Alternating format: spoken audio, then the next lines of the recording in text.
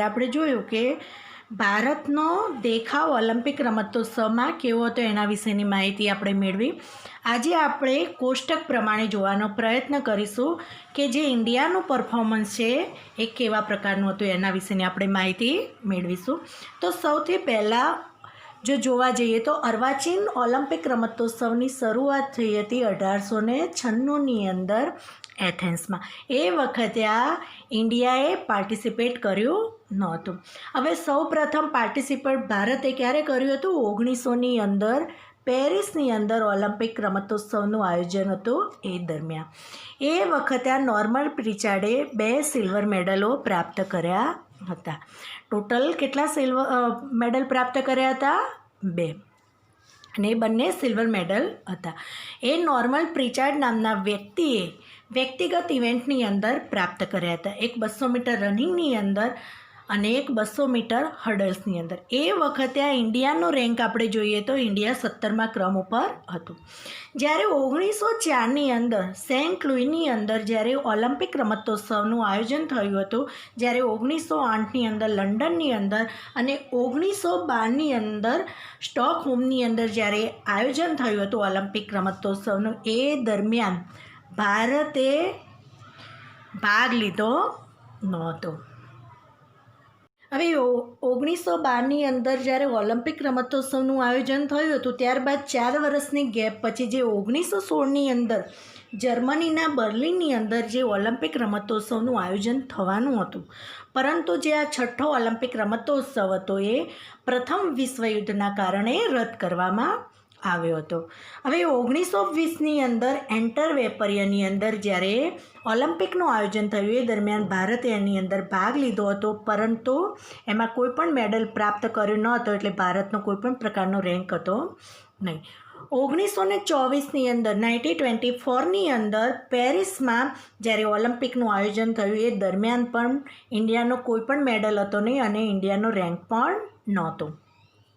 હવે 1928ની અંદર એમ્સ્ટરડેમમાં જ્યારે ઓલિમ્પિક રમતોત્સવનું આયોજન થયું એ દરમિયાન ઇન્ડિયાએ સૌ પ્રથમ ગોલ્ડ મેડલ પ્રાપ્ત કર્યો હતો એ ભાઈઓની હોકીની ઇવેન્ટમાં. એટલે ટોટલ કેટલા મેડલ પ્રાપ્ત કર્યા હતા? એ દરમિયાન 1 મેડલ પ્રાપ્ત કર્યો હતો અને રેન્ક હતો 23મા ક્રમ ઉપર. ત્યારબાદ 1932ની અંદર લોસ એન્જલસની અંદર જ્યારે ઓલિમ્પિકનું આયોજન થયું હતું એ વખતે પણ એક ગોલ્ડ મેડલ હોકીમાં પ્રાપ્ત કર્યો હતો ને કુલ જે મેડલ પ્રાપ્ત કર્યા હતા એની સંખ્યા હતી 1 અને રેન્ક હતો એ 19મા ક્રમ ઉપરનો ઇન્ડિયાનો રેન્ક હતો. 1936ની અંદર જ્યારે બર્લિનની અંદર ઓલિમ્પિકનું આયોજન થયું હતું એ વખતે આ પણ એક ગોલ્ડ મેડલ જે પ્રાપ્ત કર્યો હતો એ હોકીની ઇવેન્ટમાં હતો અને કુલ મેડલ જે હતા એ એની સંખ્યા હતી 1 અને રેન્ક હતો એ 20મા ક્રમ ઉપર ઇન્ડિયાનો રેન્ક હતો. 1948ની અંદર જ્યારે લંડનની અંદર ઓલિમ્પિકનું આયોજન થયું હતું એ દરમિયાન પણ ભાઈઓની હોકીની ઇવેન્ટમાં એક ગોલ્ડ મેડલ પ્રાપ્ત કર્યો અને કુલ મેડલ જે પ્રાપ્ત કર્યા હતા એની સંખ્યા હતી 1 અને રેન્ક હતો એ 22મા ક્રમ ઉપરનો હતો. 1952ની અંદર હેલસિંકીની અંદર જ્યારે ઓલિમ્પિકનું આયોજન થયું હતું એ વખતે આ એક ગોલ્ડ મેડલ પ્રાપ્ત કર્યો હતો એ ઇન્ડિયાની હોકીની જે ભાઈઓની ટીમ હતી એમાં પ્રાપ્ત કર્યો હતો. અને જે બ્રોન્ઝ મેડલ પ્રાપ્ત કર્યો હતો એ રેસલિંગની અંદર પ્રાપ્ત કર્યો હતો. કાસાબા દાદા સાહેબ જાદવ નામના વ્યક્તિએ આ મેડલ પ્રાપ્ત કર્યો. એટલે ટોટલ મેડલ એ વખતે આ 2 મેડલ પ્રાપ્ત કર્યા હતા અને ઇન્ડિયાનો રેન્ક હતો એ 26મા ક્રમ ઉપરનો ઇન્ડિયાનો રેન્ક હતો.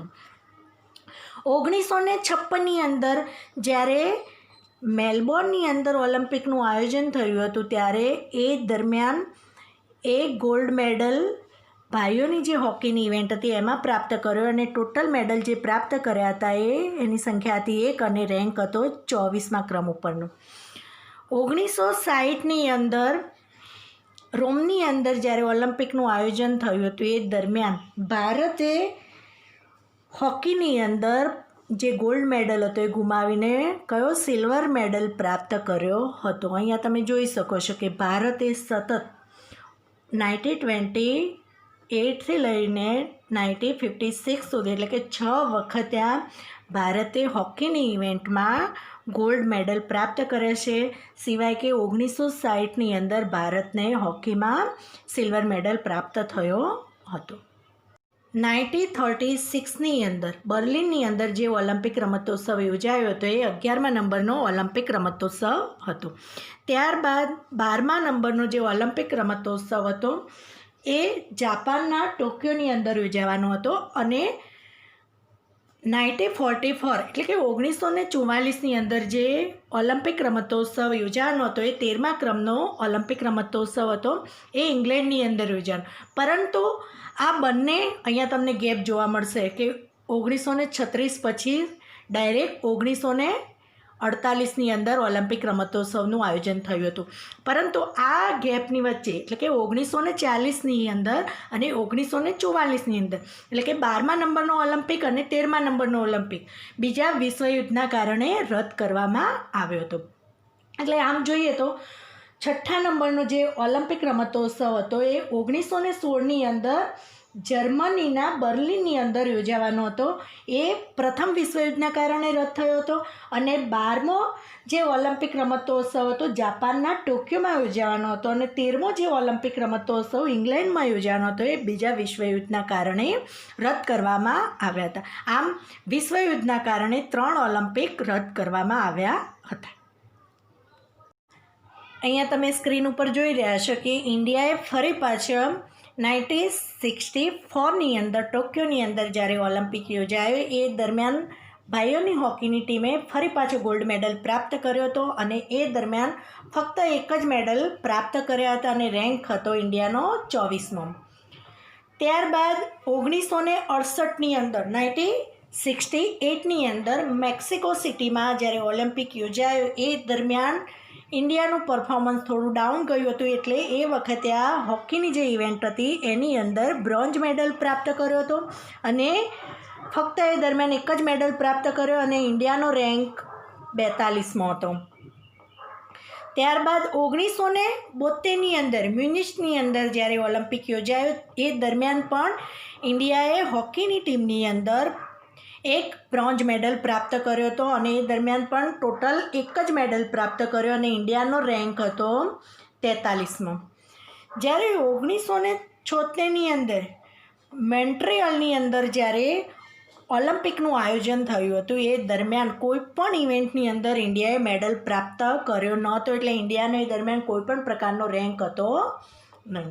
હવે 1980ની અંદર મોસ્કોની અંદર જ્યારે ઓલિમ્પિક યોજાયો ત્યારે ફરી પાછા ઇન્ડિયાની જે હોકીની ભાઈઓની ટીમ હતી એને ગોલ્ડ મેડલ પ્રાપ્ત કર્યો હતો અને કુલ એક જ મેડલ પ્રાપ્ત કર્યા હતા અને રેન્ક હતો એ 23મો રેન્ક હતો ઇન્ડિયાનો.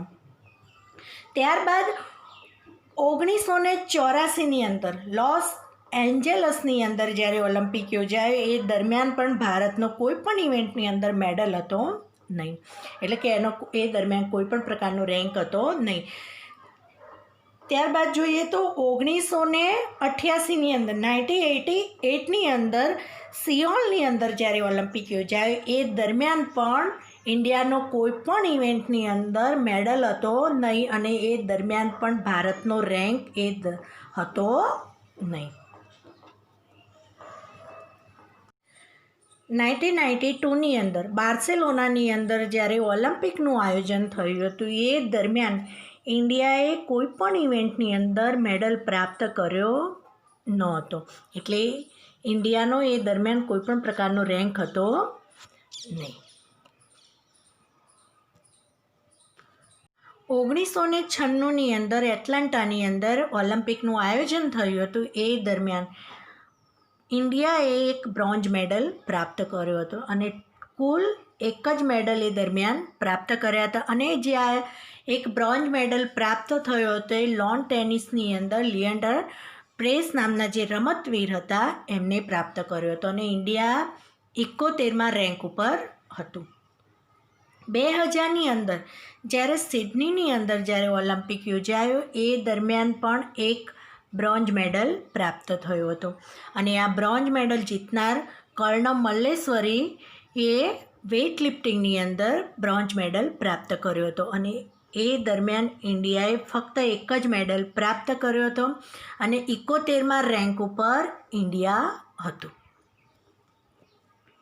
2004ની અંદર એથેન્સમાં જ્યારે ઓલિમ્પિક યોજાયો ત્યારે ઇન્ડિયાએ એક સિલ્વર મેડલ પ્રાપ્ત કર્યો હતો. રાજવર્ધન રાઠોડે શૂટિંગની અંદર એ સિલ્વર મેડલ પ્રાપ્ત કર્યો હતો અને એ વખતે ઇન્ડિયાએ ફક્ત એક જ મેડલ પ્રાપ્ત કર્યો હતો અને ઇન્ડિયાનો જે રેન્ક હતો એ 65મો હતો. 2008ની અંદર જ્યારે બેઇજિંગની અંદર ઓલિમ્પિકનું આયોજન થયું હતું ત્યારે એક ગોલ્ડ મેડલ પ્રાપ્ત કર્યો હતો અને 2 બ્રોન્ઝ મેડલ, કુલ 3 મેડલ ઇન્ડિયાએ પ્રાપ્ત કર્યા હતા. જે ગોલ્ડ મેડલ પ્રાપ્ત કર્યો તે વ્યક્તિગત ઇવેન્ટની અંદર ઇન્ડિયાનો ફર્સ્ટ નંબરનો ગોલ્ડ મેડલ હતો અને આ ગોલ્ડ મેડલ અપાવનાર હતા અભિનવ બિંદ્રા. શૂટિંગની અંદર મેડલ પ્રાપ્ત થયો હતો અને જે 2 બ્રોન્ઝ મેડલ પ્રાપ્ત થયા હતા, એક બ્રોન્ઝ મેડલ વિજેન્દ્રસિંહે બોક્સિંગની અંદર મેળવ્યો હતો અને એક બ્રોન્ઝ મેડલ સુશીલ કુમારે રેસલિંગની અંદર પ્રાપ્ત કર્યો હતો. આમ કુલ 3 મેડલ પ્રાપ્ત થયા હતા અને ઇન્ડિયાનો જે ક્રમ હતો એ 50મા રેન્ક ઉપર હતું ઇન્ડિયા. હવે 2012ની અંદર જ્યારે લંડનની અંદર ઓલિમ્પિકનું આયોજન થયું હતું એ દરમિયાન ઇન્ડિયાએ 2 સિલ્વર મેડલ અને 4 બ્રોન્ઝ મેડલ પ્રાપ્ત કર્યા હતા અને કુલ 6 મેડલ એ દરમિયાન પ્રાપ્ત કર્યા હતા અને 55મા રેન્ક ઉપર ઇન્ડિયા હતું.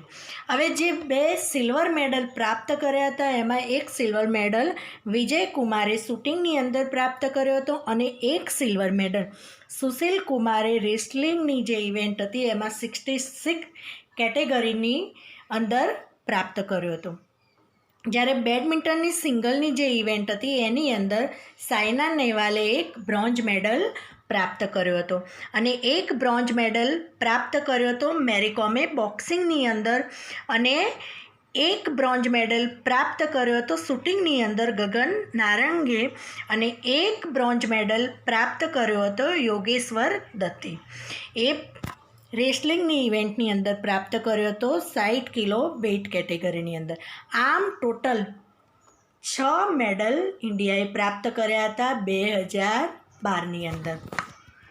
હવે 2016ની અંદર રિયો ડી જાનેરોની અંદર ઇન્ડિયાએ એક સિલ્વર અને એક બ્રોન્ઝ મેડલ પ્રાપ્ત કર્યો હતો એટલે કે કુલ 2 મેડલો પ્રાપ્ત કર્યા હતા અને 67મા રેન્ક ઉપર ઇન્ડિયા હતું.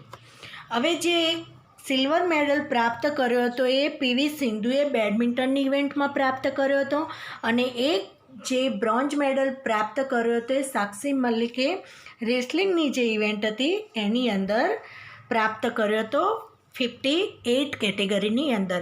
આમ ટોટલ 2 મેડલ પ્રાપ્ત થયા હતા અને 67મા ક્રમ ઉપર ઇન્ડિયાનો રેન્ક હતો.